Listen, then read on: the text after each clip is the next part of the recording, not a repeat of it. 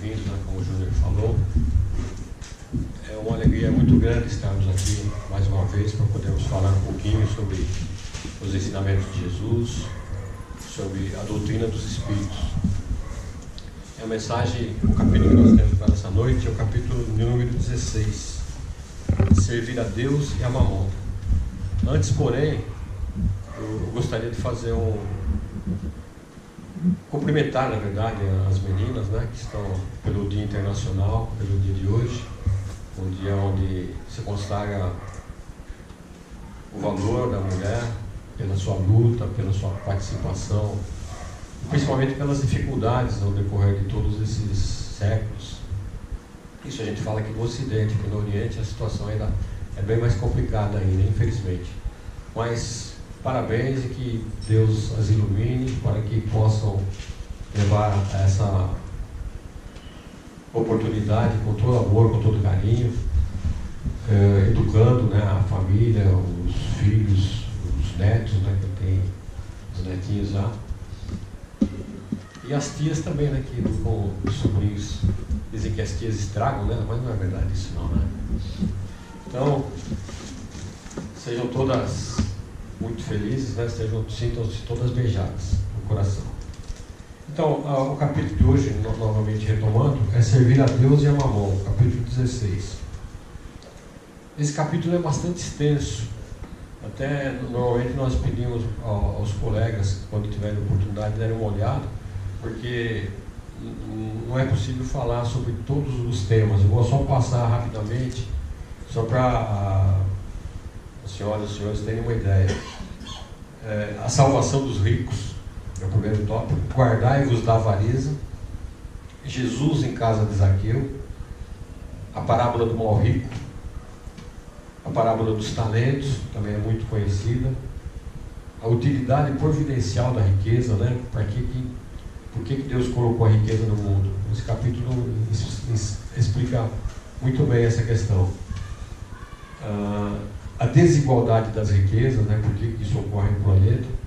E nas instruções dos Espíritos nós temos a verdadeira propriedade, o que é realmente verdadeiro para nós, e a forma de se empregar a fortuna, e o desprendimento dos bens terrenos. Então só por aí dá para a gente ver que é bem longo. E fora o livro que a gente adota para essas palestras, que é o Evangelho segundo o Espiritismo, existe muita literatura complementar falando acerca dessa passagem. Por exemplo, a parábola dos talentos.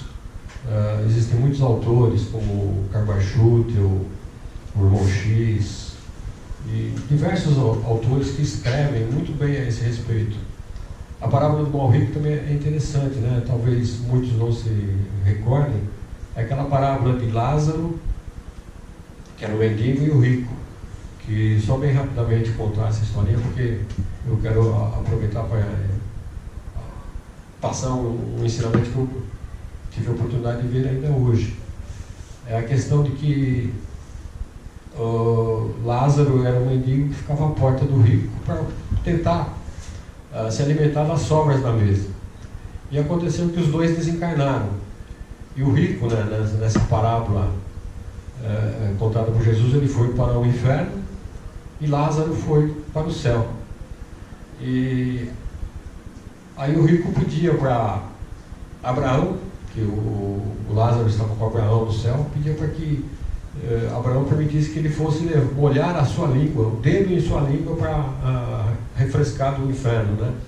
Todos nós sabemos que o inferno é uma imagem que foi criada para as pessoas temessem, né, o desconhecido pelos seus erros.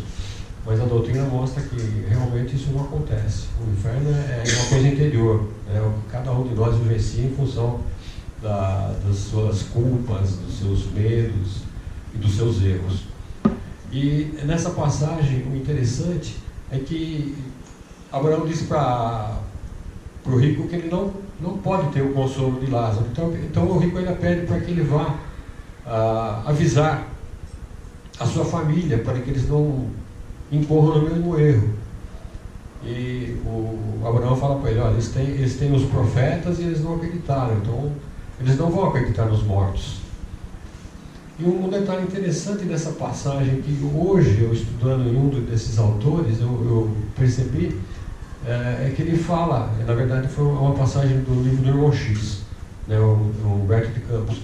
Ele fala que o rico, apesar de tudo, ele ainda continuava tendo aquela visão, vamos dizer assim, estreita de família. Ele não entendia como a humanidade sendo sua família. Então ele queria que levasse consolo só para os seus familiares. Então ele continuava naquela postura egoística, né? Que se tivesse que salvasse só a família dele. É uma visão interessante nessa passagem, que o Irmão X nos conta. E que muitas vezes nós não nos apercebemos isso. Acho que ninguém tinha pensado nisso. Eu, pelo menos em todo esse tempo de doutrina que eu tenho, que eu assisti a muitas palestras, nenhum expositor abordou a questão desse ponto de vista. Mas vamos em frente aqui. A salvação dos ricos, né? Aqui, nesse capítulo, eu vou tentar passar para os senhores rapidamente, porque o texto é muito longo e eu não quero também ficar muito cansativo nele, porque eu quero contar uma historinha, essa eu vou ter que ler mesmo, para ser fiel, né, à história, para ficar mais bonitinha. Essa passagem do rico é onde os judeus questionam Jesus, e ele fala que é mais fácil passar o camelo pelo buraco da agulha do que um rico entrar no reino do céu. Isso para nós nos dias de hoje, né, parece uma coisa assim impossível. Só que existem na literatura, pelo menos quem tiver a oportunidade de pesquisar um pouquinho, eles falam que a agulha não é a agulha como nós conhecemos hoje, a agulha de costura. Existe uma agulha, existem duas explicações para isso, mas que de qualquer forma mostram a dificuldade. Uma delas é um pouquinho mais suave. Os amigos contam que naquela época as cidades eram todas fortalecidas, né, e tinham os portões de entrada e acesso, né, às cidades. E o portão fechava à noite e não passava ninguém. Mas existia uma portinhola que eles chamavam de agulha. É por onde passavam as pessoas individualmente. Não aquele portão onde entravam as carruagens, onde passava tudo. Então muita gente atribui que o camelo teria que ajoelhar para passar por aquele buraquinho. Então era uma coisa difícil. Ou então alguns outros autores colocam como se o camelo fosse um fio grosso com o qual eles teciam tapetes. Então havia uma dificuldade muito grande de passar também esse fio grosso pela agulha. Então existem duas explicações. Mas de qualquer forma mostrando que é muito complicada a situação da riqueza. Porque como nos coloca aqui Kardec, isso eu vou dar uma lidinha também, que eu acho bem, o texto de Kardec é fantástico, né? Ele diz: a riqueza é sem dúvida uma prova mais arriscada e perigosa do que a miséria, em virtude das excitações e das tentações que oferece, da fascinação que exerce. É o supremo excitante do orgulho, do egoísmo e da vida sensual. É o laço que mais poderosamente liga o homem à terra e desvia os seus pensamentos do céu. Então, aqui ele nos mostra que a Kardec, analisando, né, e tem mais comentários de Kardec, é muito interessante. O Kardec, se a gente olhar esse capítulo com um certo vagar, nós vamos ver a visão que o Kardec tinha com relação à vida futura. Ele era realmente uma pessoa extremamente preparada e ele tinha essa sensibilidade, né? Aqui, por exemplo, ele diz,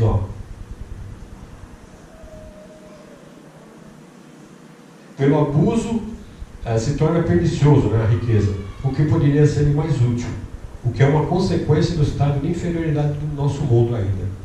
Se a riqueza só tivesse de produzir o mal, Deus não a teria colocado na terra. Se a gente for acreditar que Deus é bom, justo, é perfeito, por que ele ia colocar a riqueza se saber que nós iríamos fracassar? E aqui nesse capítulo, no outro livro, eu tenho algumas citações com relação à riqueza. Mas eu quero só continuar aqui a colocação de Kardec, né? O homem, com efeito, tem por missão trabalhar pela melhoria material do globo, do nosso planeta. Deve desbravá-lo, saneá-lo, dispô-lo para que um dia possa receber toda a população que a sua extensão comporta. Então é o nosso compromisso. E pela nossa visão reencarnacionista, a gente entende que muitas vezes fala que mundo, que planeta que nós vamos deixar para os nossos filhos. Pela nossa visão reencarnacionista, a gente vai entender assim, que mundo nós vamos deixar para nós mesmos no futuro, se nós tivermos a oportunidade de ir para cá e retornarmos. Então, temos que cuidar do planeta assim.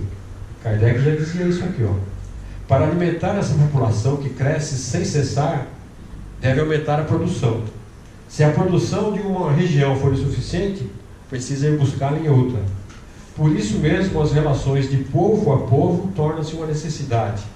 E para facilitá-las é forçoso destruir os obstáculos materiais que os separam, tornar mais rápidas as comunicações. Quer dizer, há 160, 150 anos atrás, o Kardec já tinha essa visão. Hoje todo mundo sabe que o poder está na mão da comunicação, né? Tem mais poder hoje quem tem o poder da mídia nas suas mãos. E normalmente as pessoas, de modo geral, se tornam massa de manobra, né?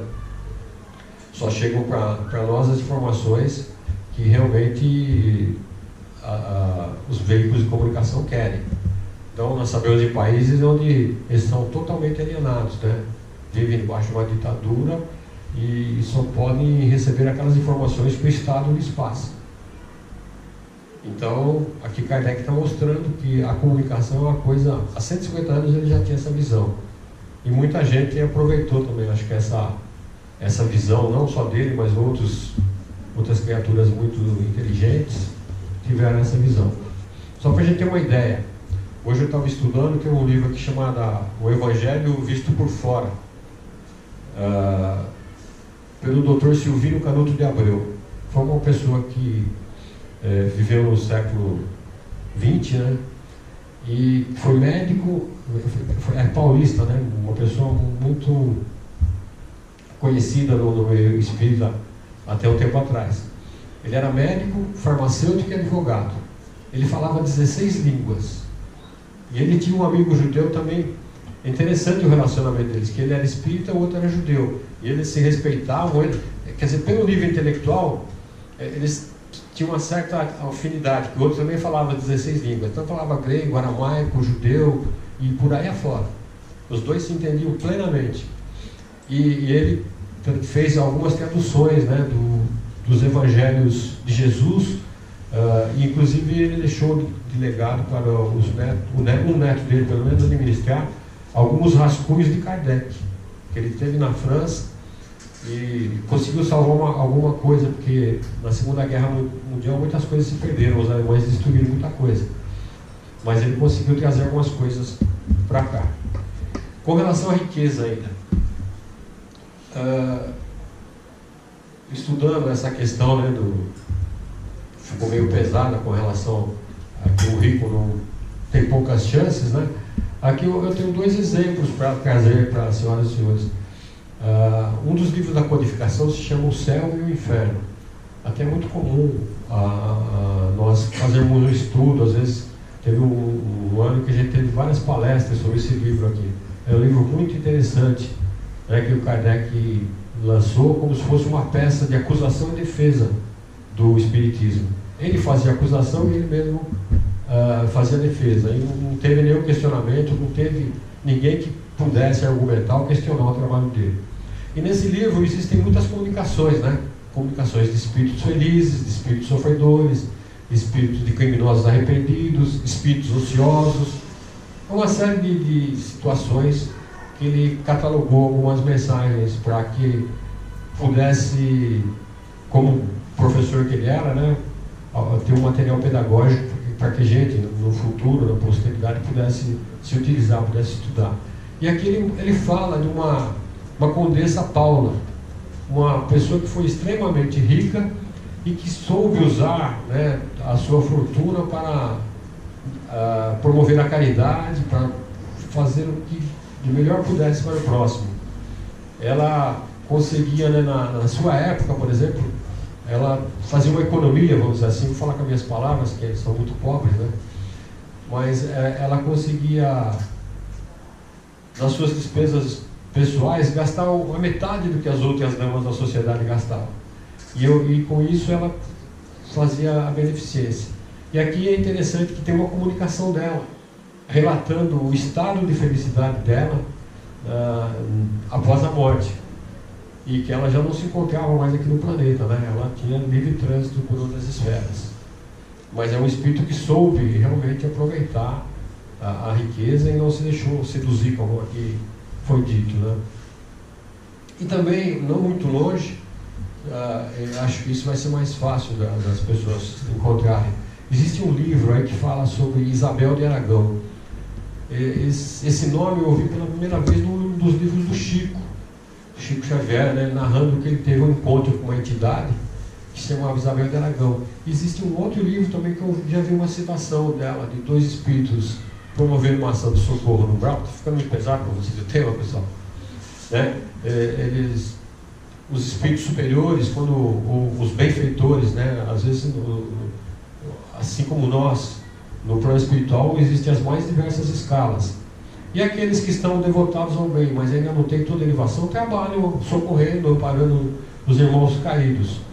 E numa dessas situações, eles foram resgatar um espírito de sofrimento, e a situação era muito complicada, né? Eles não tinham como remover a entidade daquele local, em função das dificuldades que o panorama todo oferecia. Aí um dos espíritos se lembra de falar que eles tinham que recorrer a Isabel de Aragão, que era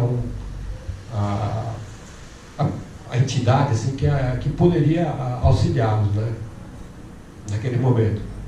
E aí uma luz muito intensa vara as trevas e consegue auxiliá-los nesse resgate. E o Chico conheceu essa entidade, assim, mas ele, na sua singeleza, nessa encarnação, ele ouviu o nome, mas não sabia de quem se tratava. Ele foi mais tarde procurar saber, e ela foi uma rainha também de Portugal que se dedicava muito aos pobres. Ela criou casas de assistência social já na época, abrigos, e ela bancava isso mesmo, às vezes, a revelia do rei. E até tem uma passagem interessante onde que ela vai levar os alimentos assim meio escondido nas roupas, e o rei pega ela de surpresa, né? E aí acontece um fenômeno físico, né?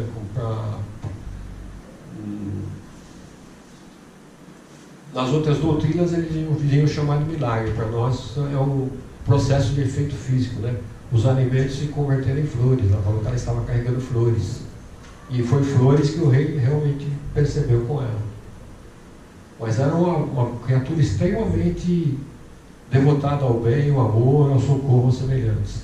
Tem um livro por aí que chama Isabel de Aragão, não me lembro o autor, mas se vocês pesquisarem na internet vocês vão ver que é uma dama muito respeitável, e existem mais histórias sobre elas ainda, até sobre a reencarnação, mas eu não vou entrar nesse mérito aqui agora, porque às vezes são muitas especulações, né? Não temos provas contundentes, então não é o momento.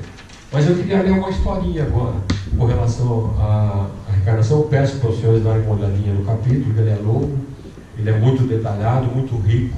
Existem inúmeras comunicações dos espíritos falando da questão do uso da riqueza, dos arrastamentos que ela oferece também. E aqui tem uma mensagem, acho que até o Vladimir leu esses dias aí, mas você leu no livro. É um caso do irmão X. Eu gosto muito do irmão X, ele é muito didático, né? Ele faz algumas pesquisas no plano espiritual e traz para a gente como historinha. É o escritor Humberto de Campos.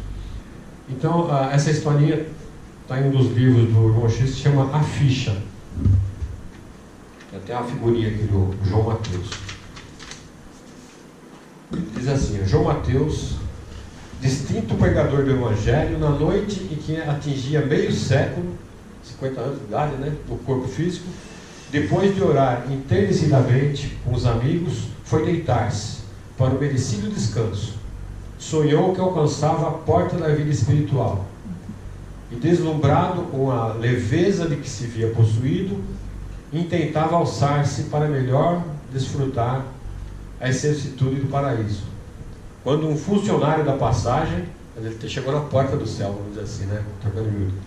Um funcionário da passagem celeste se aproximou e, a lembrar-lhe, solícito: João, Para evitar qualquer surpresa desagradável no avanço, convém uma vista de olhos na sua ficha. Como se fosse assim realmente, né? Mas foi o sonho dele. E o viajante recebeu o primoroso documento em cuja face leu espantadíssimo: João Mateus. Renascimento na Terra em 1904. Berço manso. Pais carinhosos e amigos. Inteligência preciosa. Cérebro claro, instrução digna, bons livros, juventude folgada, boa saúde, invejável noção de conforto, sono calmo, excelente apetite, seguro abrigo doméstico, constante proteção espiritual, é o que a gente mais pede, né? Nunca sofreu acidentes de importância. Aos 20 anos de idade, empregou-se no comércio. Casou-se aos 25, em regime de escravização da mulher. Já começou a escorregar aqui. Católico romano até os 26. Presenciou sem maior atenção 672 missas. Aos 27 anos de idade, transferiu-se para as fileiras espíritas. Compareceu a 2.195 sessões de espiritismo, realizou 1.602 palestras e pregações doutrinárias. Escreve cartas e páginas comoventes. Notável narrador, polemista criterioso, 4 filhos, boa mesa em casa, não encontra tempo para auxiliar os filhos na procura do Cristo. Efetuou 106 viagens de repouso e distração. Grande intolerância para com os vizinhos. Refratário a qualquer mudança de hábitos para a prestação de serviço aos outros. Nunca percebe se ofende ao próximo através da sua conduta, mas revela extrema suscetibilidade ante a conduta alheia. Relaciona-se tão somente com amigos do mesmo nível social. Sofre horror às complicações da vida social, embora destaque incessantemente o imperativo da fraternidade entre os homens. Sabe defender-se com esmero em qualquer problema difícil.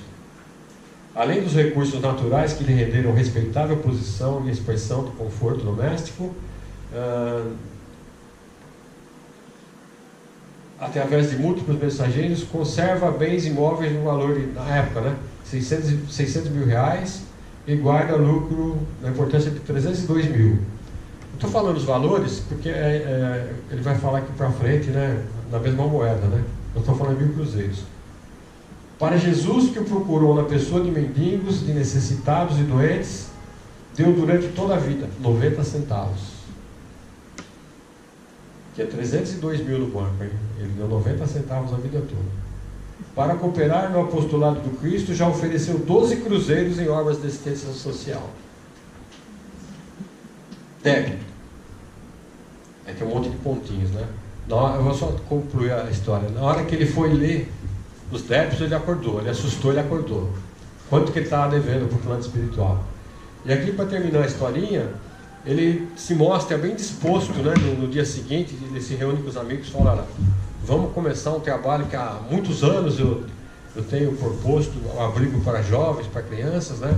E agora a gente vai começar isso. E naquela noite imediata ele desencarnou. É mais ou menos aquela história da parábola dos celeiros, né? Que o rico fala: eu vou derrubar meus celeiros e construir maiores e guardar. E vou dizer para minha alma: descansa e te regala, porque tem para muito tempo. Então, aqui como diz, né? A gente tem que caminhar enquanto tem luz. Então, agora, a beneficência, não quer que a doutrina nos explica que a beneficência material é mais fácil, né? Que é aquela que você dá alguma coisa em benefício do próximo.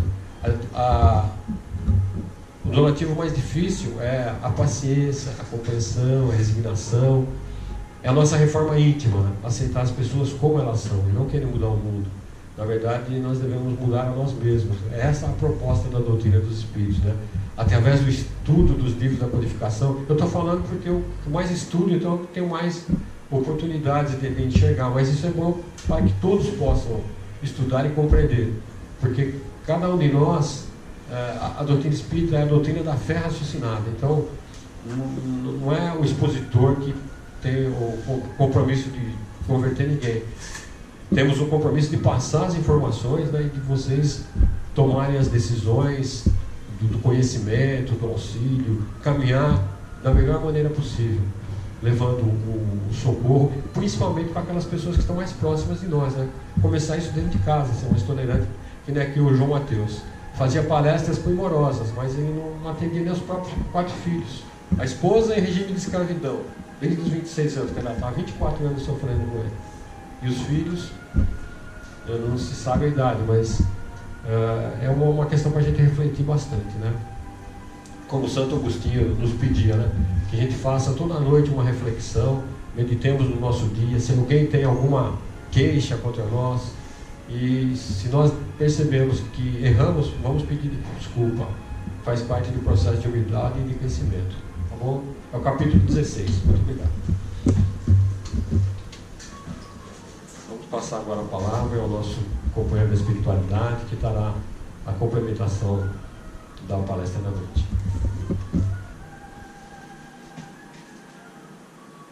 Boa noite a todos. Quantas palavras boas que despertam a nossa emoção para as verdades da vida, do nosso comprometimento com a vida, com as atitudes, com o nosso caminhar, com a fidelidade aos nossos princípios, com a certeza de que Deus pautou as nossas vidas num grande livro, onde Ele escreveu o amor entre as pessoas, a fraternidade entre os povos, a humildade para todos os corações, a certeza da imortalidade da alma, o resgate das faltas cometidas como oportunidades. E todas essas verdades que ele escreveu nesse livro da vida, nós vamos vivenciar todas. Então cabe a todas nós, a cada dia, a todos nós, a cada dia, abrirmos esse livro e lermos um capítulo, uma página dessas verdades que Deus escreveu. E essas verdades Ele deixou em nossas consciências, grafou ali para cada um de nós essas verdades, e delas nós vamos ter que prestar contas. O futuro nos espera com todos esses projetos que fazemos em benefício de todos nós, porque a cada dia idealizamos momentos, situações, a nossa história, sempre para o lado positivo, harmônico de nossas vidas, pensando no futuro. E esse futuro, ele vai chegar, mas se nós soubermos viver o nosso presente em harmonia, vivermos o nosso presente com esperança construtiva,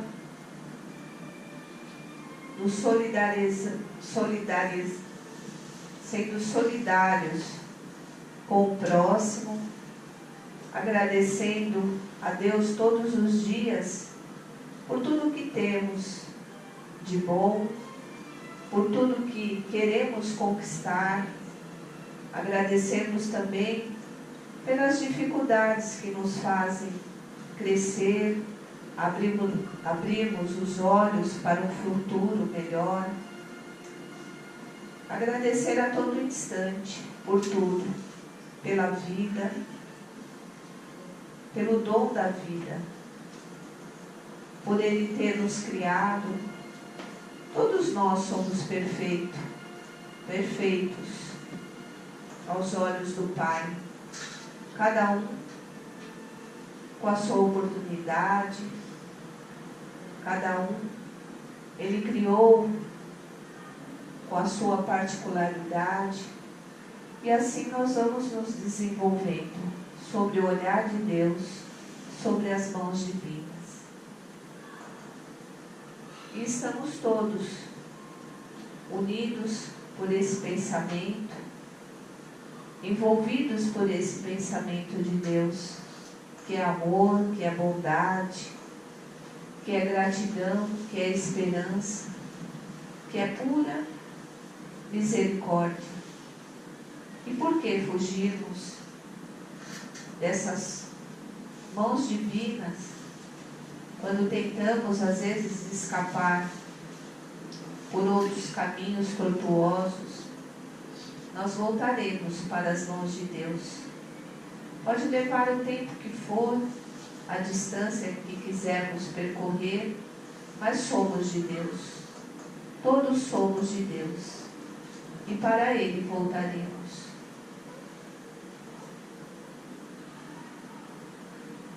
Vamos então agradecer, esse Evangelho dessa noite, a oportunidade que tivemos de trocar essas ideias, esses pensamentos construtivos em nós, por nós e para o nosso próximo. Que Deus abençoe a todos, a essa casa, a todas as oportunidades que estamos tendo nesse momento. Boa noite a todos e até uma próxima vez.